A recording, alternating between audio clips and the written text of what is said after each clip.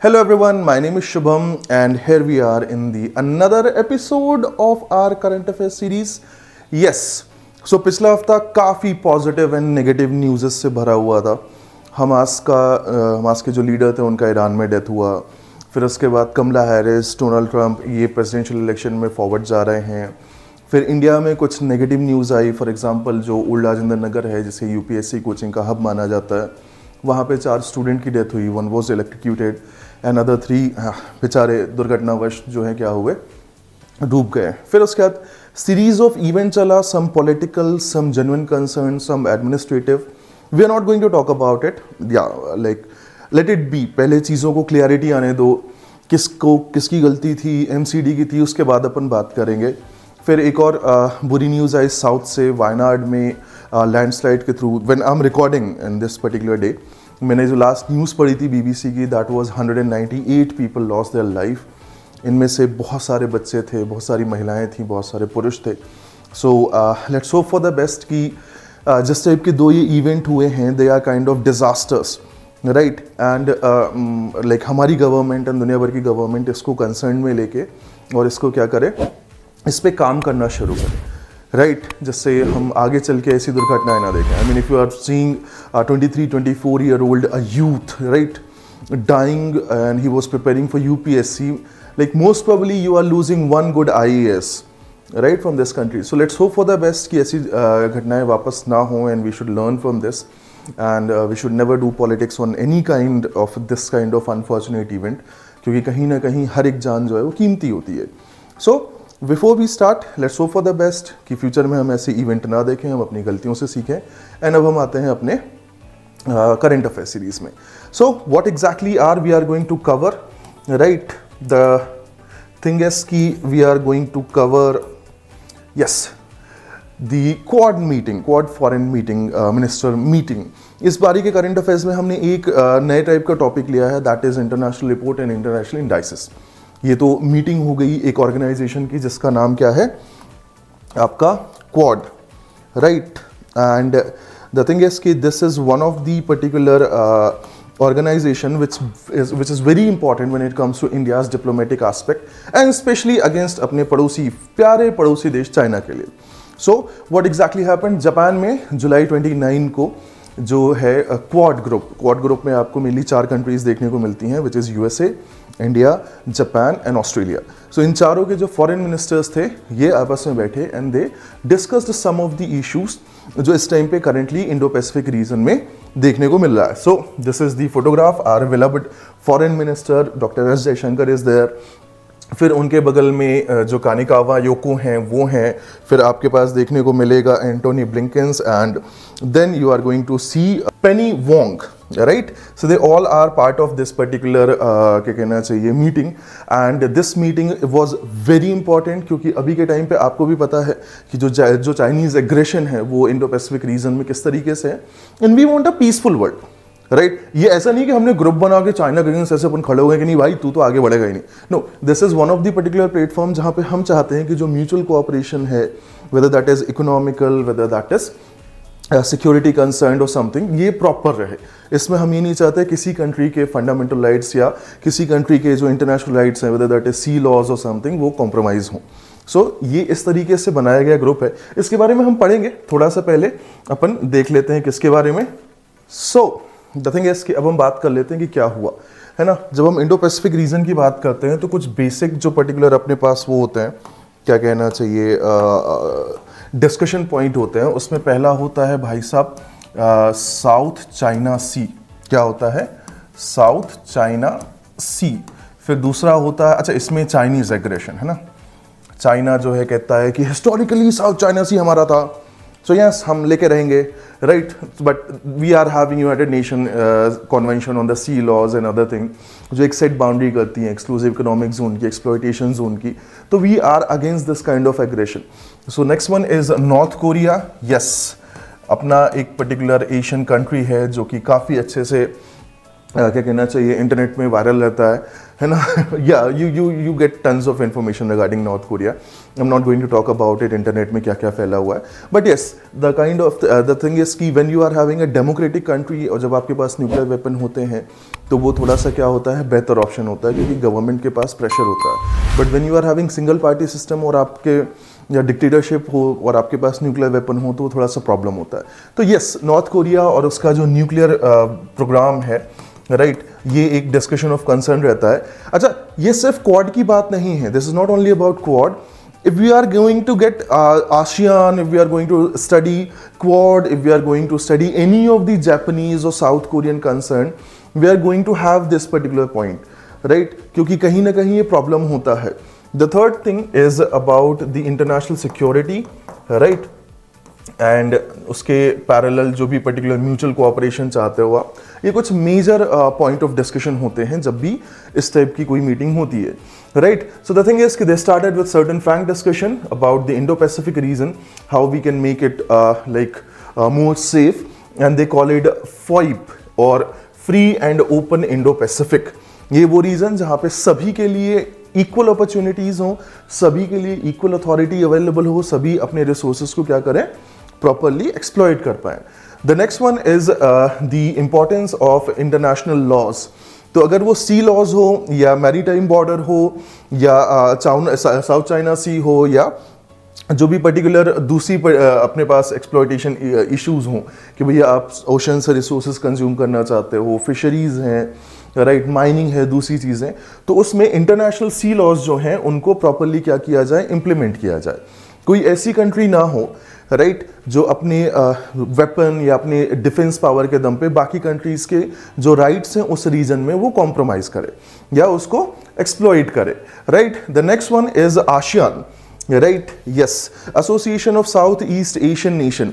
ये क्या कहना चाहिए, साउथ ईस्ट एशिया या इंडो चाइना रीजन के जो कंट्रीज हैं उनका एक म्यूचुअल कोऑपरेशन का ग्रुप है, and they are also part of that particular region. They are having a different culture, but undoubtedly every culture needs one common thing, that is good food, good life.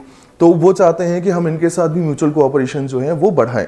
Moving on to other point of discussion, the next point of discussion is North Korea. सारे के सारे ministers जो हैं उन्होंने north Korea के जो भी nuclear programme है, जो भी उनकी एक्टिविटीज़ हैं in Japanese sea and other places, Korean sea, उनको उन्होंने कंडेम किया कि इस टाइप के जो पर्टिकुलर एग्रेसिव बिहेवियर है या एग्रेसिव एक्टिविटी है based on the nuclear programme and something, उसको हमें क्या करना चाहिए, कंडेम करना चाहिए. हमें ऐसे प्रोग्राम को सपोर्ट नहीं करना चाहिए. They also talked about UN security council resolution. They also talked about the missile concern. जब भी नॉर्थ कोरिया का मन होता है वो जापानीज सी में या कोरियन सी में मिसाइल टेस्ट करता है. They don't want any kind of things. फिर उसके बाद ये चाहते हैं कि भैया women, peace and security, right, और जो भी सोशल डेवलपमेंट है, एंटी टेरर है, एंटी क्या कहना चाहिए, ह्यूमैनिटेरियन असिस्टेंस है, दूसरी चीज़ें हैं, डिज़ास्टर रिलीफ है, इन सब पे भी हमारा म्यूचुअल कोऑपरेशन जो है वो बढ़े. तो इनकेस कभी, चूँकि ये एरिया जो है वो पैसिफिक रिंग ऑफ फायर में आता है जहाँ रेगुलर भूकंप एंड वॉल्केनिक इरप्शन होते हैं, तो दे वांट कि इन एनी केस कभी टेक्टोनिक एक्टिविटी अंडर वाटर हुई, सुनामी जैसी कंडीशन आई, तो we should be prepared and we should be very helpful to each other कि हम ऐसे टाइम पे आपको हेल्प करें. So these are the Quad countries. If you can see, India is there, Australia is there, Japan is there, छोटा सा, and United States of America is there.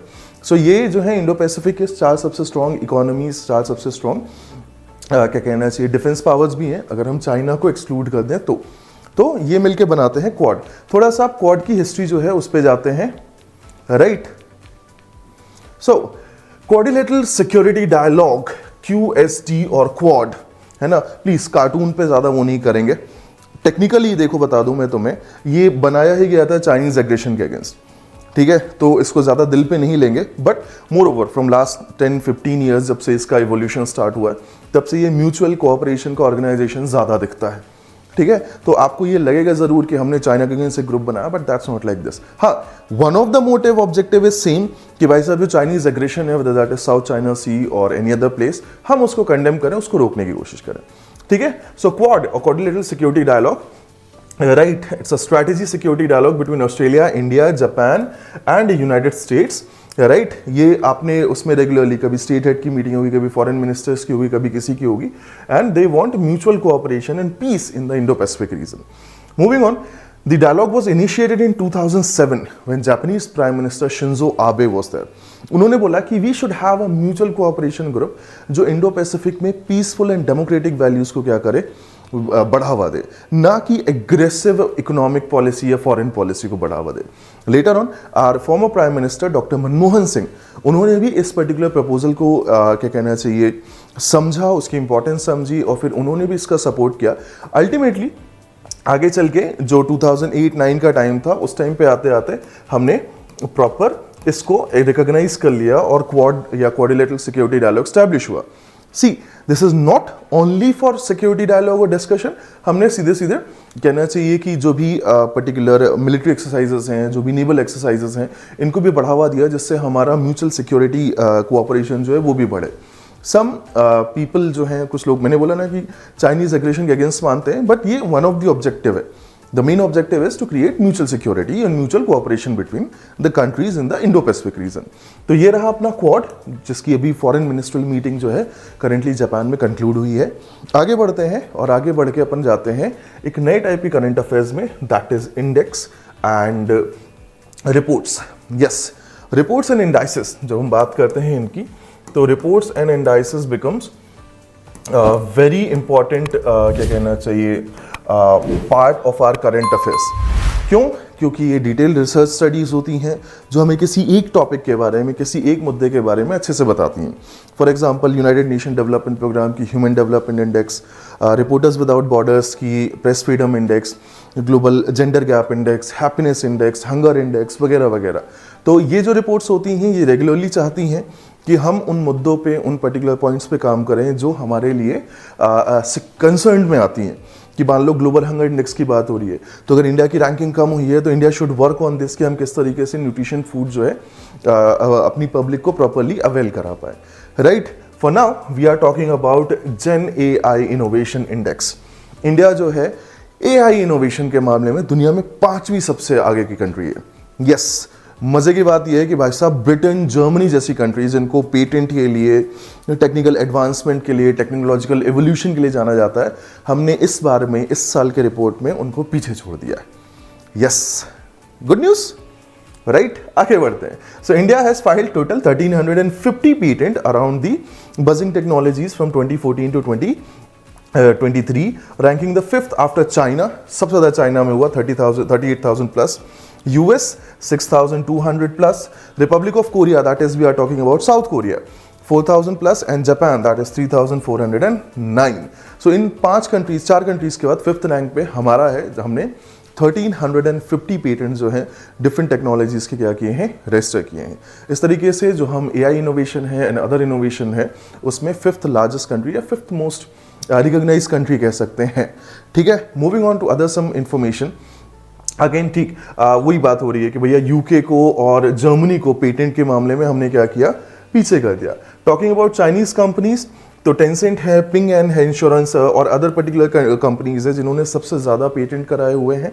Right, India की जो कंपनीज हैं वो top 20 global patent वाले case में अभी तक नहीं आई हैं, बट उसके बाद हमारा काफ़ी अच्छा वो है. चाहे वो TCS हो, चाहे दूसरी कंट्रीज हो, दूसरी पर्टिकुलर कंपनीज हो, they are actively working toward the innovation of new technology and patent. But धीरे धीरे कैसे हम अपना इकोसिस्टम चेंज कर रहे हैं, हमारा नॉलेज चेंज हो रहा है, हमारे पास ChatGPT से लेके बाकी सारी चीज़ें अवेलेबल है, इंटरनेट अवेलेबल है, people are learning, people are doing, let's hope for the best. आगे चल के हम one of the best countries बने. ठीक है, talking about some trend regarding the patent and innovation, है ना. सो आपको अलग अलग जगह पे अगर आप देखते हो, जैसे चाइना की ग्रोथ 49.8 है, 24.3 US की है. इंडिया जो है पिछले 10 सालों में सबसे ज़्यादा ग्रोथ करने वाला कंट्री है. हमने 55.8% की ग्रोथ जो है पिछले 10 सालों में पेटेंट एंड इनोवेशन टेक्नोलॉजी में ली है, and it's a good number. तुम समझ रहे हो कि भाई साहब आधे से ज़्यादा का ग्रोथ हमारा है 10 साल में. So yes, it's a good thing. Moving on to some other particular thing. Again ये वो पर्टिकुलर कंपनी, अच्छा कुछ ग्लोबल ट्रेंड्स की बात कर लेते हैं. तो जो पेटेंट पब्लिकेशन है वो 4.2% से राइट 2023 आते आते 6.1% की ग्रोथ में आ गए हैं। 25% जो पेटेंट है एंड 45% साइंटिफिक पेपर्स जो हैं वो पब्लिश हुए हैं 2023 के आसपास। ओपन एआई, जो कि आपको पता है चैट जीपीटी की पेरेंट कंपनी है, उन्होंने अब तक उसका पेटेंट नहीं कराया है। It becomes a non profitable organisation. Now ये पेटेंट कराना, नई टेक्नोलॉजी इवॉल्व कराना, उसको रजिस्टर कराना, इससे फ़ायदा क्या होगा? तो थोड़ा सा इकोनॉमी पे जाने की कोशिश करते हैं। तो जो पर्टिकुलर रिपोर्ट है ईवाई की, उसके हिसाब से जो इंडिया की जीडीपी है ना, 2030 तक आते आते कुछ 360 से लेके 440 बिलियन डॉलर के बीच में होगी, with the help of more number of technological innovation and AI. तो आगे चल के डेफिनेटली ये हमें कहीं ना कहीं इकोनॉमिक बेनिफिट भी देगी। सिंपल सी भाषा में देखते हैं, लाइक अगर मेरे पास एक पानी की बॉटल है और मैंने उस बॉटल को कुछ इस तरीके से टेक्नोलॉजिकल इवॉल्व किया कि उसमें ठंडा गर्म पानी एंड डिपेंडिंग अपॉन मौसम, राइट, जो भी है, कितने टेम्परेचर का पानी हमें पीना चाहिए हमारे हेल्दी बॉडी के लिए, अगर मैं ऐसा कोई मशीनरी बना के पेटेंट करता हूँ तो इट्स गोइंग टू हेल्प। भाई मैं वो बॉटल बेचूंगा ना, तो वो इकोनॉमिकली भी आपको हेल्प करता है।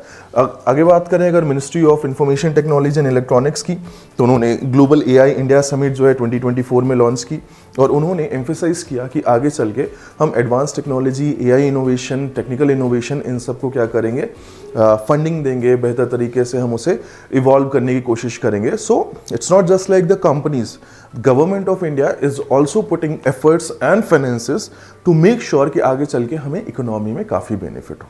अब बात कर लेते हैं वर्ल्ड इंटेलेक्चुअल प्रॉपर्टी ऑर्गेनाइजेशन की। भाई यूएन स्पेशलाइज एजेंसी है, 1967 में इस्टेब्लिश हुई थी, राइट। ये जो है वो इंटेलेक्चुअल प्रॉपर्टी राइट्स को प्रमोट करती है। इसका हेडक्वार्टर आपको जेनेवा स्विट्जरलैंड में देखने को मिलेगा। वो इसलिए बता रहा हूँ क्योंकि कई बार स्टैटिक के क्वेश्चन आ जाते हैं, और ये आपके लिए हिंट भी है कि जब आप कोई ऑर्गेनाइजेशन, फॉर एग्जांपल क्वाड हो या वर्ल्ड इंटेलेक्चुअल प्रॉपर्टी ऑर्गेनाइजेशन हो, तो अगर इसकी बात मैं करूं तो थोड़ा स्टैटिक इन्फॉर्मेशन तुम भी अपने नोट्स में लिख सकते हो। आलसियों, बात समझ में आई क्या? So this was the two most important topic that we found. Again other जो अपने स्टार्टिंग में डिस्कशन किया था event, they are also important, but again क्या वो हमारे एग्जाम में आएंगे? हाँ, कमला हैरिस, डोनाल्ड ट्रंप तब आएंगे जब वो इलेक्शन जीत जाएंगे, ठीक है, राइट। बट बाकी अभी तक जो पॉलिटिक्स चल रही है उसको चलने दो, and we are going to see each other in the next session. Till then I wish you and all your loved one a good health, good mental health. And भाई साहब, अगर आपको काम पसंद आ रहा है तो लाइक करें, सब्सक्राइब करें एंड बेल आइकॉन प्रेस करें, and I will see you soon. Have a great day ahead. See या।